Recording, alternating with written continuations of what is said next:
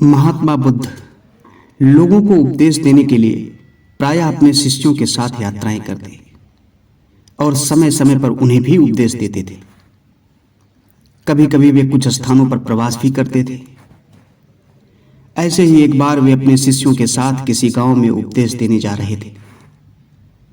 गांव पहुंचने से पहले रास्ते में उन लोगों को जगह जगह पर बहुत सारे गड्ढे खुदे हुए दिखाई दिए। कुछ गड्ढे ज्यादा गहरे थे तो कुछ कम गहरे थे। गड्ढों को देखकर शिष्यों ने विचार किया कि इस खेत में इतने सारे गड्ढे किसी ने क्यों खोदे हैं। शिष्य आपस में इस विषय पर बात करने लगे, लेकिन किसी को भी इस प्रश्न का उत्तर समझ नहीं आया कि आखिर इनका रहस्य क्या है। तब सभी ने इस संबंध में अपने गुरु बुद्ध से बात की और पूछा कि तथागत, कृपया हमें इन गड्ढों का रहस्य बताएं। एक साथ इतने सारे गड्ढे किसने और क्यों खोदे हैं?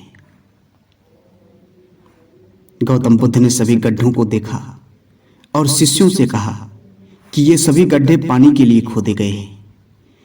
किसी व्यक्ति ने पानी की तलाश में इतने सारे गड्ढे खोदे हैं। जिस भी व्यक्ति ने ये गड्ढे खोदे हैं उसमें धैर्य की कमी थी।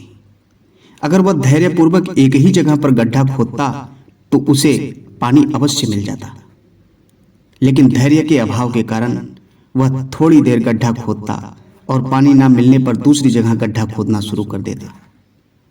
इस कारण उसे कहीं भी पानी नहीं मिला।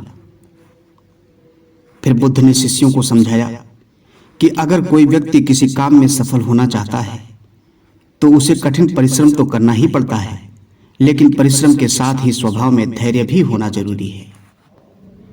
कभी कभी लंबे समय तक मेहनत करने के बाद ही सफलता मिल पाती है। ऐसी स्थिति में व्यक्ति को धैर्य बनाए रखना चाहिए। कभी कभी व्यक्ति अधीर होकर तब प्रयास करना छोड़ देता है जब वह सफलता से केवल एक कदम दूर होता है। इसलिए सफलता के बिल्कुल समीप होने पर भी उसे सफलता नहीं मिल पाती और धैर्य के अभाव में उसका सारा परिश्रम भी व्यर्थ हो जाता है। इतना कहकर इसके बाद महात्मा बुद्ध अपने शिष्यों के साथ आगे बढ़ते हुए उस गांव में पहुंच गए जहां उन्हें प्रवचन करना था। और जब समय हुआ तो महात्मा बुद्ध कुछ बोलने के लिए बैठे, परंतु कुछ समय बाद बिना कुछ बोले ही वे वहां से चले गए। उस दिन लगभग 100 के करीब श्रोता थे। फिर उसके दूसरे दिन भी उन्होंने ऐसा ही किया, अर्थात बिना कुछ बोले ही चले गए। तीसरा दिन हुआ, श्रोता लगभग आधे हो गए थे। महात्मा बुद्ध आए, इधर उधर देखा और फिर से बिना कुछ कहे ही वापस चले गए।